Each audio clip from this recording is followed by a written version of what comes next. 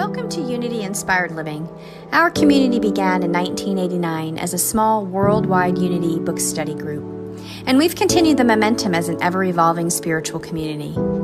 Each Sunday, you will find dynamic thought leaders delivering inspiring messages and talented musicians sharing sound healing through their melody. Here, we embrace ancient spiritual traditions, universal truths, and emerging wisdom. Let's check out this Sunday message. We're so grateful you've joined us. Beautiful beings, my name is Amy Vanling, and it is always my gift and blessing to be here with you as we begin this new month together. May this year is flying by, but I feel like I've said that the last couple of years. Go faster and faster. So welcome into our space where we practice something very simple, and yet it's not always that easy to be present, to be fully here now. And we don't do that by fixing and striving and swimming upstream. We do that by arriving. So you have arrived. Thank you for being in our sacred space. Let's take a deep inhale just to ground us here. Allow yourself to become receptive. Maybe let parts of your face or body that feel tight or constricted loosen and soften. And allow the breath to just move through you and be here now. Nothing is missing in this moment. Everything is divine. And the invitation is to rest. Come into this space and open up. So our theme, our new month is May, and our theme this month is plant yourself in presence. So that's why we're talking about presence today. And we spend so much of our lives in our minds somewhere in the future, trying to get somewhere, trying to become something, trying to fix something, trying to resolve something. And yet presence is just asking something different. It's stop, notice, be here now. Trust that whatever you're seeking isn't somewhere out there, it's right here. So that's where we find peace. That's where peace is available to us. And so this month, that is what it's all about, practicing planting ourselves right here in presence. And there is no better person to bring this theme to us for the beginning of our month. It is my joy to welcome back TJ Woodward. We are just absolutely blessed by this amazing human being. TJ is a spiritual teacher, author, addiction recovery expert. He is doing amazing things in the world. He helps people release limiting beliefs, move beyond shame, reconnect with their inherent wholeness, which we're going to talk a lot about today. And I'm so excited. The message today is here, now, and unharmable. I love this unharmable. We're gonna dive in, and it's an invitation to recognize that part of us that is whole and at peace already, available right now in this moment, not somewhere out there, not in 5 years, not in 5 months, right here. So I'm so excited that TJ is bringing this to us. And there's a workshop today. So this is just like extra amazing. We get to move into the workshop after our service. And that's from 11:30 to 12:30 this afternoon. And it's on a Zoom link. I'm going to drop it here in the feed. And it's also on our homepage of our website, unityinspiredliving.org. So everybody's welcome. Invite friends. It's going to be a very deep dive.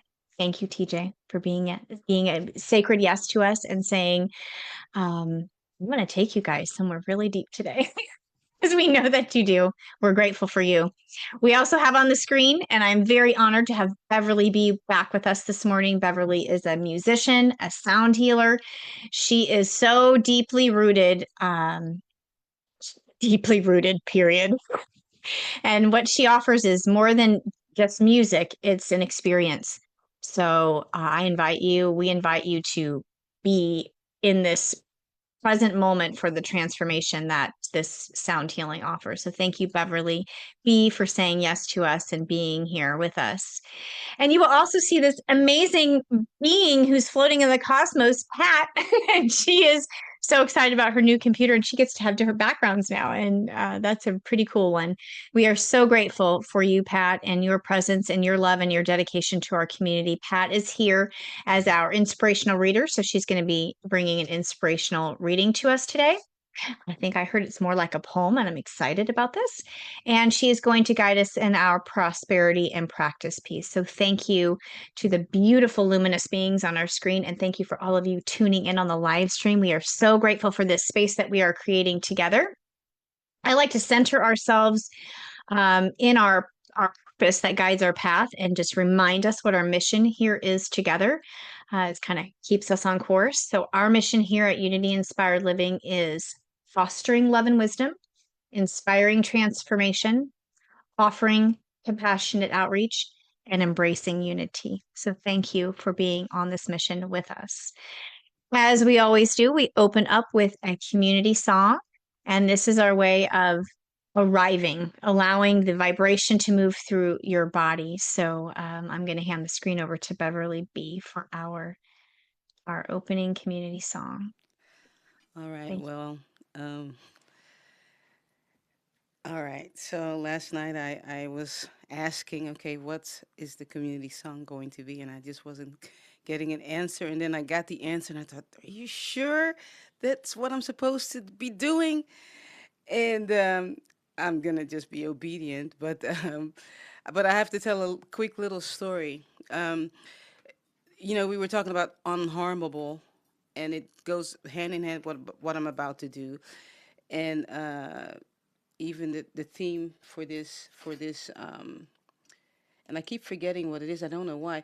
Plant yourself in presence. It's so powerful. Plant yourself in presence because what I'm about to share is when I was teaching at Guitar Center, I had a lot of fun with my students. And when we would come out, the parents would be waiting for them, and I would bring out my bubbles, but I wasn't really bringing out the bubbles for the kids. I was bringing out the bubbles for the parents, and so I would bring out the bubbles, and you would see the parents go, "I want to get up so badly, but I am scared because of what are people going to think?" And I would just watch them, you know. And so when we were talking earlier, and I'm hearing unharmable, it reminds me of that fear, right?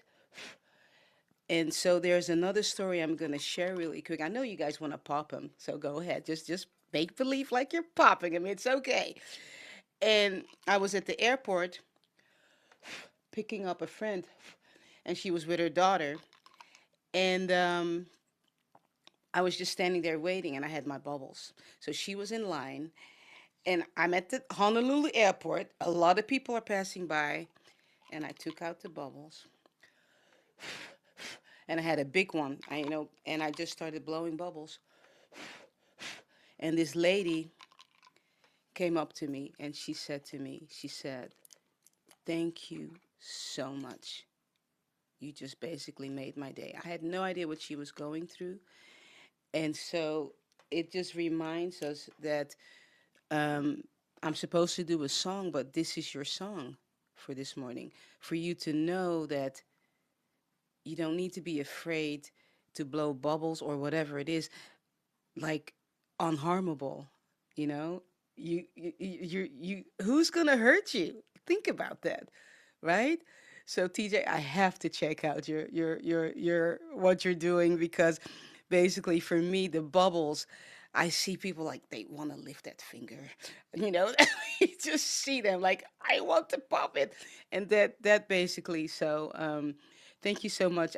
That's basically your song. It's something. It's your song by communication for you to really think about what it is that is keeping you from just doing something out of the norm, but like blowing bubbles. So let that be your mantra for today. All right. Oh, thank you, Beverly B. That is special. Let's let that settle. Yeah, let's let that settle and deepen because I think there are a lot of times we pause, oh, I'm not going to do that. So let's go pop the bubbles. Okay, I'm going to hand the screen over to Pat. She has our inspirational reading. Thank you, beloved. Thank you, Amy. From what you were saying this morning, this the thing I wrote for presence um, is very much like some of your words came through again. So the title of this piece is Presence, the Ultimate Freedom. There is a quiet freedom available to us in every moment. An invitation not to go somewhere else, not to become someone or something more, but simply to be here, fully, gently now.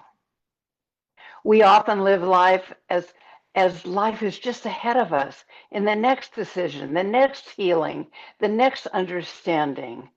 But presence reminds us this moment is not a stepping stone. It is the living ground itself.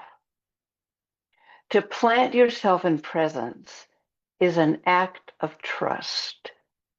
It is choosing to rest your awareness right where your feet are, even if the ground feels uncertain. Like a tree that roots into the earth, not because everything is perfect, but because it belongs exactly where it is. And in that rootedness, something sacred reveals itself. The mind may still move, the world may still turn, but beneath it all, there is a steadiness, a quiet aliveness, a sense that you are held within something greater. Present doesn't ask you to have all the answers. It simply asks you to arrive, to notice the breath, to feel the life within you, to meet this moment as it is, without resistance. And from that place, something beautiful happens. Freedom. We begin to respond instead of react. We begin to listen more deeply to ourselves, to each other, to the divine. So today, there is nowhere you need to go, nothing you need to become, just this gentle invitation to plant yourself in presence and allow life to meet you here, because presence is freedom. Thank you. Thank you, Pat. I love that. Yes, we have a lot of synchronicity there. I did love this not to think of the moment as a stepping stone. A lot of times Mhm. our brains kind of wrap around that idea of like, okay, we're on the trajectory, right? We're in first grade to get to second grade, we're in high school to get to college, and the next thing, and to really shift that program is quite something, because it doesn't off the rolling off the tongue doesn't sound like that big of a deal. Yeah, this moment's a stepping stone, yet it's like really pay attention. So thank you, Pat. We appreciate you bringing that to us today. All right, I'm going to hand the screen back over to Beverly B for some music. Thank you, beloved. Hold on, my keyboard just went off. Hold on just a sec. Let me mute for just a sec. Hold on.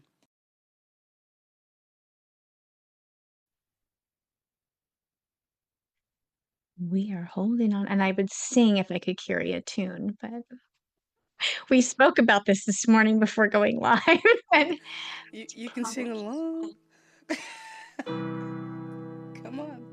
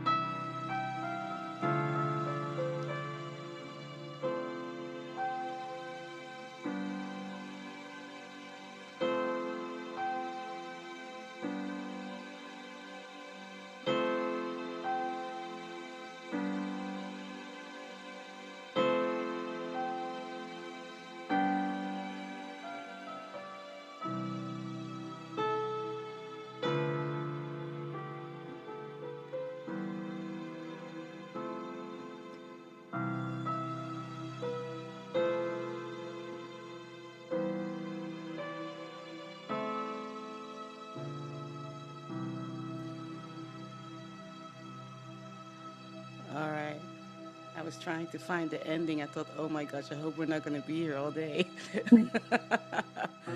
All right. Oh, we love it so much to remember that Beverly's music that she's playing is just a download in that moment. It's not prepared, it just comes in the moment for us. And I'm so grateful for that. Thank you so much, Beverly B. A lot of people are noting that presence is freedom, part of Pat's reading is really resonating. And I can understand why, because liberation. It's what our souls want, is to be liberated. And so liberated from all the future worry and all of that. So we are just really becoming liberated here, talking about being in the present moment. So thank you, Pat. A lot of love coming through. I'm going to hand the screen right back to Pat. She has our prosperity in practice. So thank you. Thank you, Amy. This morning, the Prosperities 10 Commandments is from Georgiana Tree West from the Unity Classic Library. So the title is Let Go and Let God Work. The principle is release allows divine order to move where control has been constricting. So the prosperity in practice, this commandment brings us into rest. Let go and let God is not passivity. It is the release of strain. It is the willingness to stop forcing outcomes and trust a deeper intelligence at work. We often hold tightly as to how things should unfold. In that tension, we limit the very flow we are seeking. The ancient instruction to remember the Sabbath points to this principle. There is a time to act, and then there is a time to release. You may have experienced moments when, after trying to control everything, you finally let go. And in that space, something shifted. This week, notice where you are holding too tightly. Breathe, soften, allow. Divine activity does not require strain, it responds to openness. That is the principle. Thank you so much, Pat. Responds to openness. Yes. Okay. So let's take that in as we return to music. Thank you, Beverly B. Wow. Something that I was thinking about, and it just, what Pat just said is, he talked about the Sabbath. And when I was at the ocean a couple of weeks ago, the waves were coming, and then there's a pause. The waves were coming, then there's a pause. And I realized for myself in my own journey that it's so true that we have to pause and allow for the universe to do what she's doing, because she pauses too.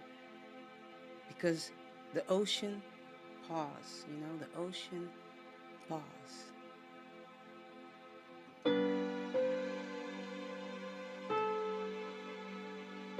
So just think about the waves right now, the waves in your life, you know,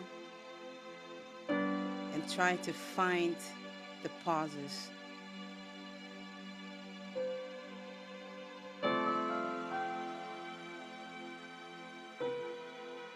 Because truly, that's where your answers are, in the rest, the Sabbath.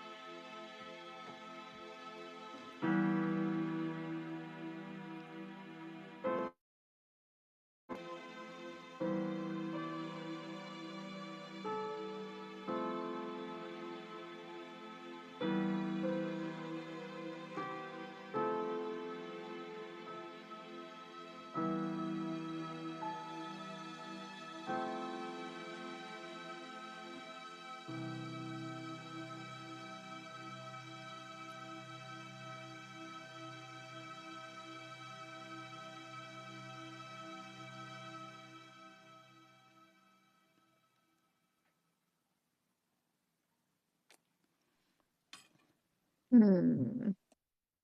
So beautiful. Thank you so much, Beverly B. Thank you both, Pat and Beverly, for the presence, your care, your divinity that you brought into our space this morning. I am so grateful for the depth and the beauty of the music, of the reading. You helped us settle in, anchor in, arrive fully into this moment. So many blessings. Thank you. Thank you. We will see you on this side where all the love Yes. is coming in for you to read from Peace and everybody about blessings the to you. music and the reading. Thank you both so very much. Hi, everybody. Well, I get to be here this morning with the amazing Reverend TJ Woodward, and I know he's just so special and beloved to our community. He's been with us so long. He's like part of, just part of us. He's not a guest, is what I'm trying to say. So I invite us now to listen. Openness, curiosity, as TJ Woodward shares here, now, and unharmable. Thank you, beloved, for being with us. Oh my goodness, my heart feels so full already with everything that has emerged in this last 30 minutes or so together. I just want to say thank you, Amy, for just anchoring us in this presence, truly anchoring this space. And wow, Beverly, I love this incredible music that comes through you and as you. It's just so incredible. And then, Pat, my goodness, that reading, I feel like there's no reason to even do a talk. Let's just go back and hear that again. Presence is freedom. I love that. And we were talking about t-shirts. We were talking about getting some unharmable t-shirts. Now I went PYIP. Plant yourself in presence. Because as I was thinking about it, which is an interesting way to say it, as I was thinking about presence, I was aware that presence doesn't actually happen in the mind. It's not a mental construct of being in the moment as much as I wanted it to be. I thought that presence was about being right here, right now. And of course, that is an element of it. What we're really talking about with plant yourself in presence, which I love that because as I think about planting yourself, I also imagine what's going to grow as you plant yourself in presence.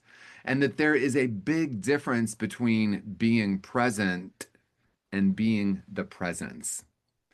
And that's where we reach this really to this place to me that's really interesting and fascinating. And it's really beyond the mental construct. I've had these moments, as I know each of us has had at one time or another, where we tap into something and it feels like the mind disappears or the body disappears or what's happening around us. Have you ever been in a conversation where you're just feeling so much presence that it almost feels like everything else disappears and you're just right there with that other person, that deep listening? That to me is tapping into the presence. Some years ago, I heard someone say meditation practice. And I thought, it's so interesting. All these years of practicing meditation, I listened to the word meditation, but kind of missed the word practice. Because if you think about maybe you're a musician, right, Amy? Maybe you're a dancer. Maybe anything that we do that we practice for, we're practicing for some moment when we get to express that which we're practicing. And so as I think about meditation practice, I started asking myself, when I heard that, I started asking myself, what am I practicing for? And there was an awareness that came through that was so simple. And yet somehow I spent at least, let's say 20 years in meditation practice, missing this opportunity that meditation practice is an opportunity to be in the presence and be the presence in everyday life. And that's really different than what happens if I'm sitting and setting my timer, or I'm doing a group meditation, or I'm in sound healing. All of that is beautiful. And that is a way to really reorganize our bodies, our spirit, our essence, the truth of who we are, as a way of being in the world. And the quote that I have been living with this entire year so far is said to have been said by Jesus, and that is to be in the world, but not of it. And I am so aware of the simplicity and yet the profound nature of that sentence. I'm going to be as bold to say it's quite possibly, if not the most powerful sentence ever spoken, one of the most powerful sentences in its simplicity, to be in the world, but not of it. So, what am I of? I am of spirit. I am of a recognition that there's a place within us that is unharmed and unharmable. And that's the conversation we're having this morning, here, now, and unharmable. And I remember being a small child and that just being absolutely innate. In other words, I didn't need to practice meditation, I was living it. What is meditation? Presence, openness, trust, curiosity, being with the pain and being with the joy, and noticing if I have a point of view that I want to move toward one and away from another, noticing if there's a little tightness in my body and can I just be present with it without trying to shift that. If I'm practicing that as a way to be in the world, I at some point thought, well, I need to learn how to do that. I want to learn how to be more present. I want to learn how to be more in touch with my emotions. I want to learn how to look at someone without having so much fear of what they might think of me. I want to learn how to trust my intuition and execute that or allow that to emerge in the world. And I thought it was about becoming.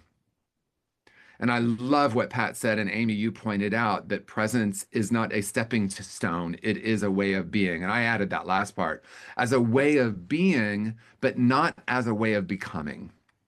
Because I'm not becoming something, I'm remembering the innate experience of being human. Because I also woke up one day and realized that we have collectively been saying, because we used to say we're human beings having a spiritual experience, and then the profound shift was we're spiritual beings having a human experience. And I woke up on one day and I had this question. Sometimes I wake up and I just hear this question, and then I sit with it. And the question was, what if we're spiritual beings having a spiritual experience? And what if that's the next level of conscious awareness? That it's not about there's this thing we call human and this thing we call spirit, because there's duality in that experience. And then there's this striving to become more spiritual. Or there might be, if you're anything like me, a striving to move beyond my humanity. Because I assure you that I thought when I started in New Thought, I started into recovery in 1986 and then went to my first unity, I think 1988. But I had been reading the Daily Word for about a year. So really the New Thought ideas started coming to me in 1987. And I remember thinking that it's about changing my mind and changing my experience and becoming something. And I remember thinking there was going to be a finish line. And I will tell you right now, all of you, I guarantee you, my 20-year-old self thought the finish line would have been quite a long way back there, that I would reach a place where I would no longer have the human experience. Now, I would not have said that, but I think there was a part of me, a big part of me actually, that wanted to reject the parts that were painful.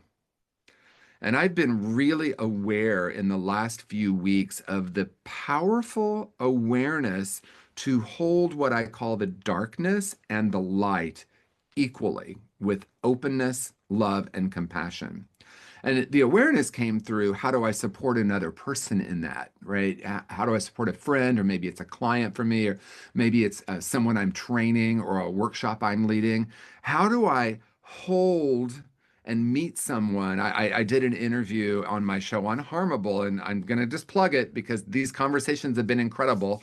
Unharmable.com. I've been having these incredible conversations, and yesterday I had the opportunity to do four episodes, and my friend Jeremy Miller and I started talking about.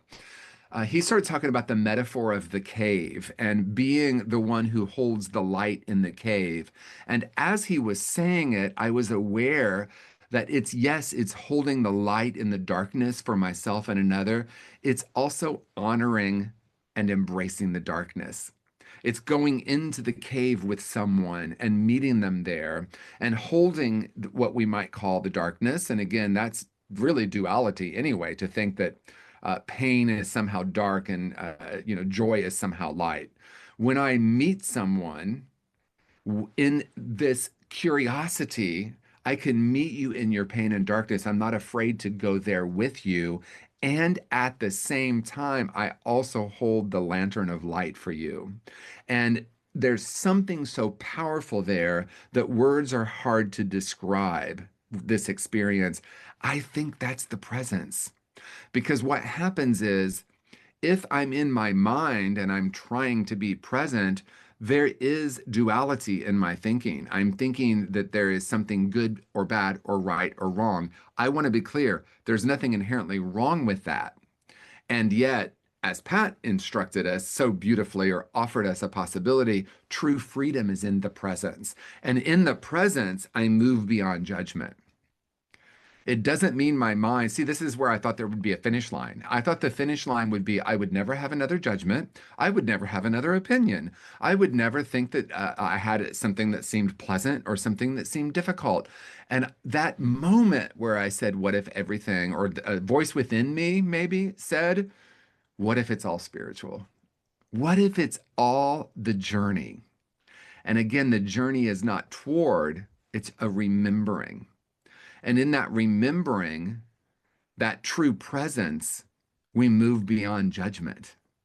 And judgment constricts, curiosity expands. So true presence is being in the curiosity.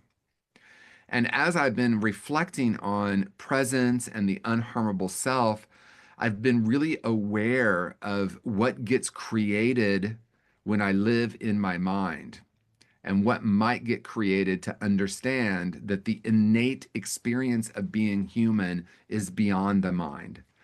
And the freedom is in the simplicity of I don't need to change my mind. I don't need to change my thinking.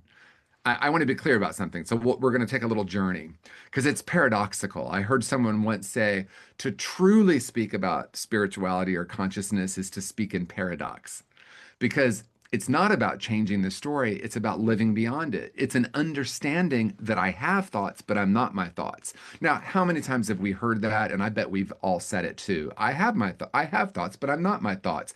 But then I have this thought and I get activated and I want to react or I want to fix or I want to shift.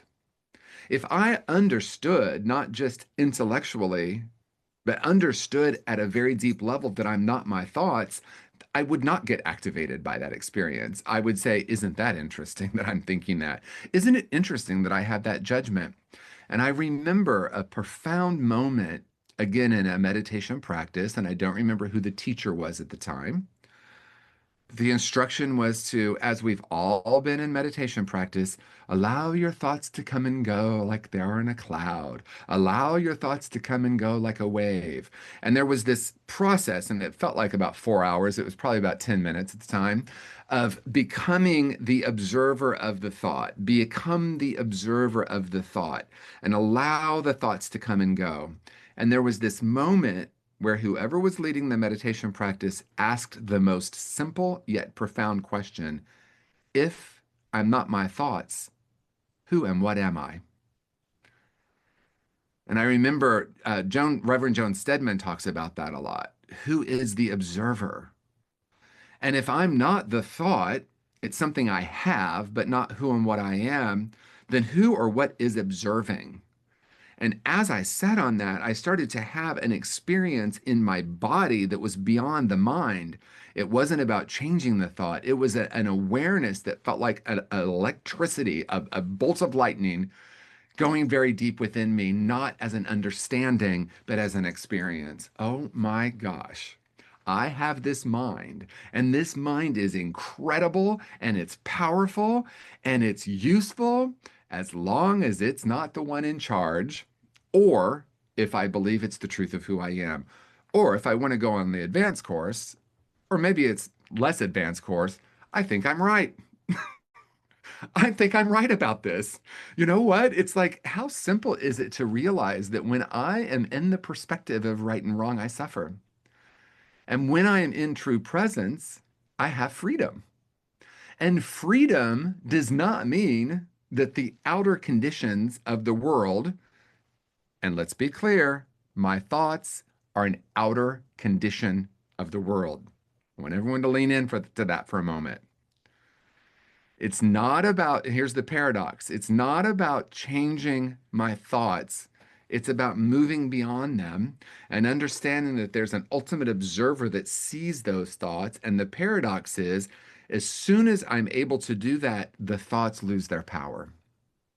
Now, the thoughts are an outer experience in the world. Now, some might say, what are you talking about? My thoughts are inside of me. Okay, well, that could be true, but not the deepest truth. And to understand that, I remember, and I talk about this a lot because it was such a profound experience. And sometimes I'm not great with years. 2006, I believe, I was in India and I had a profound experience where it felt like my ego dissolved. And the ego was just the mind. That's all the ego is, the mind. I think, as we've often talked about, ego gets a really bad rap in some spiritual circles. And that's what I was saying when I thought the ego would be gone. That's what I mean by the finish line. That's what I was hoping for. Now, Amy, if you and I would have talked back then, I don't think that I would have told you the goal is to never have another thought again. But boy, that's really what that was the hook. But to have this experience in India where it felt like the ego dissolved and I could only see love and I could literally not see myself as separate from another person. I experienced the true oneness. And of course, I wanted that experience to last forever. And of course, it didn't. But did it? Because that's the big question. My mind came back in and had a different awareness of this experience. And I didn't yet know that something had permanently shifted. And there's the paradox. And as soon as I think the world needs to change in order for me to be free, I suffer. And when I tap into true presence, nothing in the world needs to change for me to be free. I experience true freedom. The world seems to change. That's the paradox. My goodness, I spent 20 years trying to change the world so that I could be happy. And then when I realized, and again, a realization is not a thought. A realization is remembering the truth of who and what we are. It's remembering that place of unharmability. And when we talk about an essential place that's unharmable, it does not mean there are parts of me that don't feel harmed. It means there's an essential place that regardless of what has happened and regardless of what I have done, which can often be more difficult than what's happened, that's where I often hold shame. I can't believe I did that. And I discovered something so, again, simple. That's my word of the day, apparently. Something so simple. When I felt and knew at a deep level that I was essential, that there's an essential place that's whole and unharmable, I acted that way in the world. I acted as love. When I believed that that was not true, I caused harm in the world. Can it be that simple? If I believe I'm broken, I'm causing harm. If I believe the world is broken, it causes harm to me. When I understand that, yes, a part of me can feel harmed, I'm not suggesting, because someone might hear me say there's a place within us that's unharmable, meaning that we're never going to feel harm again. That's not my experience, and perhaps others will have that. I will say that I experience that less and less as I grow in awareness. And I think the greatest paradox, and maybe this is what I'll close with, the greatest paradox to me, because we're talking about paradox, is to move beyond the mind begins to change the mind. Like I said, I spent absolutely my first 10 years in New Thought, change your thinking, change your life. That was, we hear that all the time. My thoughts create reality. So I was like, oh, I need to change them. So let me change them. Let me figure out how to change the narrative. Let me rewrite a new story. And all of that is really incredible. And then there was this place where I said, oh my goodness, it's not about rewriting the story. It's not about getting a new narrative. It's about understanding the nature of thought and the nature of true presence. And as I observe the thought, they lose power over me. And then I become, sometimes it's just comical to me. I begin to just have this deep belly laugh at how many years I've been holding on to this one story that was causing me so much harm. And then it lost its power. I didn't have to rewrite the story.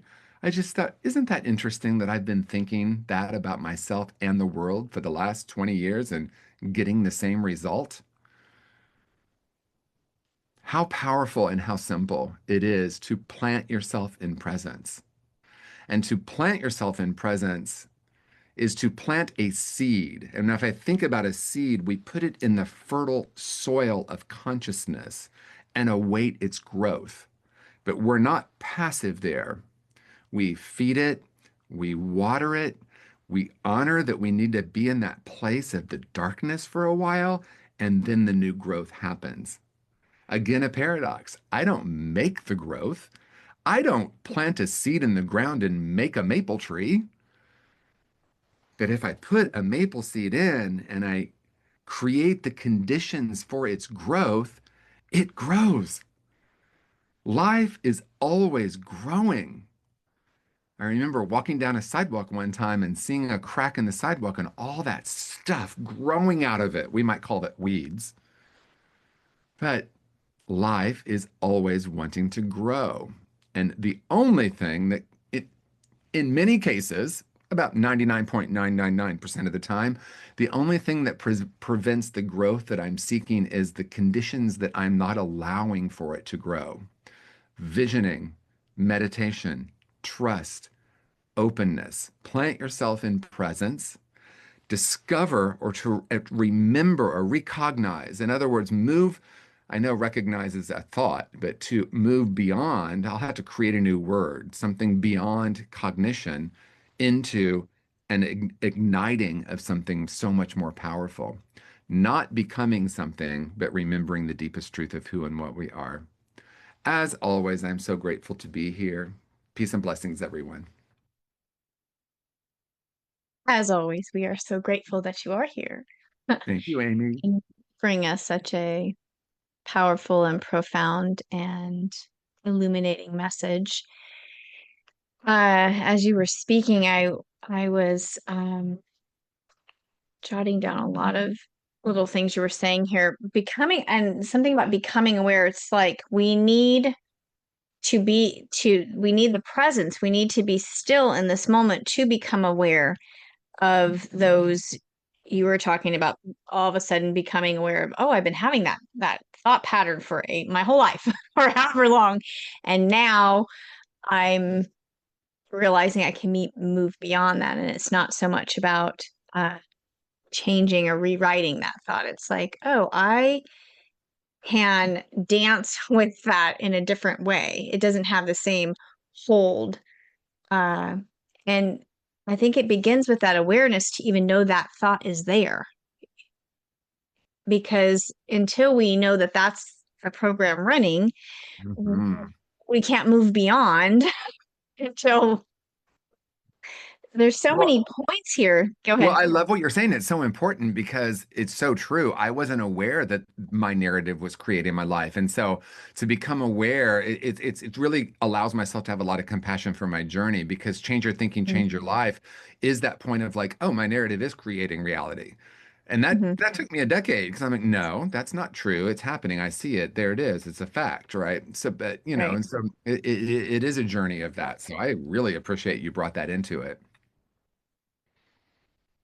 So layered. And then, it comes back to, where and and it's all perfect too. Wherever we Right. are, we're exactly where we're supposed to be on the journey. So, there's this temptation when you finally get it in the moment, like, why am I just getting it now? You're just like, Right. you want to fight with yourself about how long it took. It's like you're here. Yep. We're so complex. We're so interesting. We really, really are. If I like how you brought us to if I believe my I am or the world is broken, that is what's creating harm, because uh we can decide, I forget who said it, but it's like you can decide that nothing's a miracle or everything's a miracle, right? It's all in our perception, our perspective, how we decide to interact Yeah. with what's And going on. I think where people can get like either confused or hooked or activated by that is What we're not saying is there aren't things that are happening in the world that are harmful. That's where I think it's important to acknowledge Mm, that, right? Because that's why I say a part of me can get harmed and a part of me can cause harm. So that is true. And that's where we go into the spiritual bypass piece. And quite frankly, I think New Thought has lived there sometimes where it's like everything's love and light. Let's right, pretend like it's not happening. And right, that this is different than that. This is saying, wow, there is harm happening in the world, but there's an essential place that can never be harmed. And when I understand that at a deep level, I'm not causing harm. And that's right. the freedom. Yeah, and I think that yeah, exactly. And I think you spoke to this when you're talking about the dark. And it's not like we're fighting the dark or saying the dark is bad or wrong. It's like this is part of the experience, and we're not so similarly to the ego conversation. It's not like we're trying to fight against this big bad, you know, uh evil ego Evil, right? monster. Yeah. Because that, it's like, yeah, this is all part of uh realization. We see the essential. I'm looking at some of the notes. Okay, let me go I was, in to talk I to was everybody here in the okay. chat. Go ahead. I was thinking about realization, and that is to acknowledge what is real. Mm, Right, a realization is to remember the reality, and the hmm. reality, what we call reality in the world, is actually more of an illusion than the inner reality, right? And so in New Thought, we call it Right. ultimate reality and relative reality. Relative reality is always changing. Ultimate Right. reality is that essential place of wholeness. Hmm. Yeah, right. And I know some of this can sound like if it's the first time you're hearing some of this, it can sound a little activating. Like, okay, you guys are really out there. How does this situation not really get under your skin? And we have to do something about this and fight against and, roar and all of that. And so, uh, what did you say? If I understood, then I'm not my thoughts. Um, I would think it was just an interesting thought coming through. Okay, let's check in with everybody here. Hi, everybody. We are. Anybody have any questions? Lucinda said, so happy to see you, TJ. Thank you. Yes, everybody's digesting, I think, is probably what's going on. I liked how you brought in that when we're in the perspective of right and wrong, there's suffering. And, simple little awarenesses like that are so key Mhm. to notice where do we go into that space and get really locked in. It's fine. We're human, right? You said, we don't ever get to. What did you say about the finish line? I really appreciate that. Yeah, like we had this idea, like we're gonna hit this finish line, and then never again are we going to have an opinion or Right, any right. experience. It's an admirable goal. Right. Um, I love how you said, what if we're spiritual beings having a spiritual experience? And that really resonates for me because if we're looking at whatever's happening, even in the dark, even in the difficult moments that we call difficult, or the things in the world that don't seem fair, or whatever the words we want to use, if we can come back to that recognizing that we are spiritual beings and it's all part of our spiritual experience, it's really mind blowing. Hmm. And which is a great way to say it, right? Because it's like, oh my gosh, the mind is either expanding or I'm moving beyond it, or like it's not in control. Mm, Because the mind, and the way I say it is, in the awakened state, we could say the mind or we could say ego, either way. becomes a delivery system for spirit. It becomes useful, right? Mhm. Like our mind, our intellect is incredible. Without it, I don't think, well, I mean, we know, I was going to say something a little ridiculous. Without it, we might not be alive. No, without it, we would not be alive, right? So we would be in a different realm of consciousness. So for whatever reason, we've incarnated here and we have this body, we have this mind, we have these Mhm. emotions. And to think of them as separate from spirit, I think creates that suffering. And because in my journey, and this is true for me, it might not be true for someone else. I thought the goal was to be rid of all that and only be spirit. And when I Mhm. had this awareness, what if it's all spirit? Then it's like, oh, feeling my emotions. I mean, what does a little kid do? They feel their feelings, they're very Right. present. And so we teach them that it's not polite to stare, right? All the things we do. So like it's all innate. We know that on some level, and each of us gets to have our own journey of like a return to that. Mhm.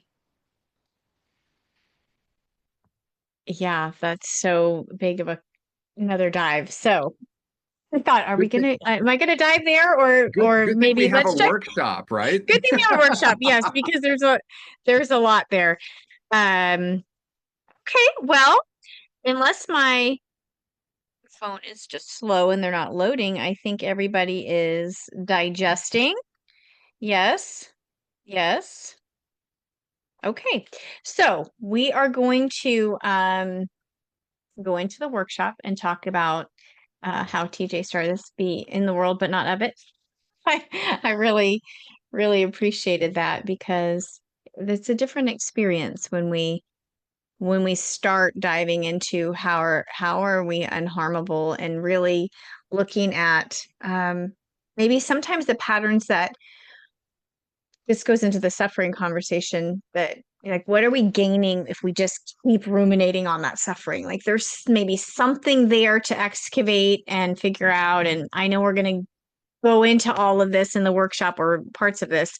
So let's wrap up here and then we will take a little hydration nourishment break and then we will come back into the Zoom link. I'm going to drop it right here in the chat and it's also on the homepage of our website, unityinspiredliving.org. I was waiting for any questions to load, questions, comments, or as TJ would say, smart remarks, but I don't see any. So I'm thinking that we just have a lot of, oh, wait. I had a feeling my phone was not loading. Okay. Okay.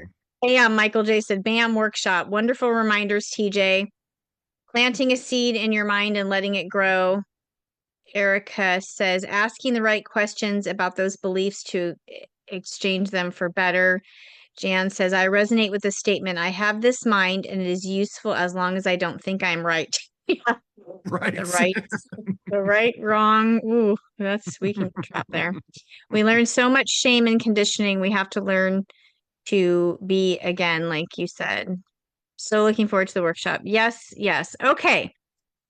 All right, everybody. Yay. Um, we love this conversation because we all want freedom. So love you all for being here. Thank you. Remember that if this message, this space supports you, nourishes you, our community adds so much to your life, we invite you to participate in that sacred exchange of giving. And you can do that on our website. Your generosity allows for the space of healing and presence and transformation to continue. So thank you for that. We are going to close with our prayer of protection. And I like to just remind everybody, I speak this to you as it was intended by the author, as a benediction, a blessing spoken over you. So it's a reminder that wherever you go, that presence of love surrounds you, moves through you, is you, walks with you, all of that. So let me where is it? Share my screen and bring it up here and let it land for you. The light of God surrounds you, the love of God enfolds you, power of God protects you, presence of God watches over you, the mind of God guides you, the life of God flows through you. The laws of God direct you. The peace of God abides within you. The joy of God uplifts you. The strength of God renews you. The beauty of God inspires you. And wherever you are, God is, and all is well. Amen. I love you all dearly. Remember, it's easy to shine on. So be bright, the bright lights that you are. We are going to take about a 20-ish minute break, and we're going to come back in the Zoom room and we are going to dive in. Thank you so much, TJ Woodward, for being with us today. We are so grateful for you. Love, blessings, peace, everybody. See you next week.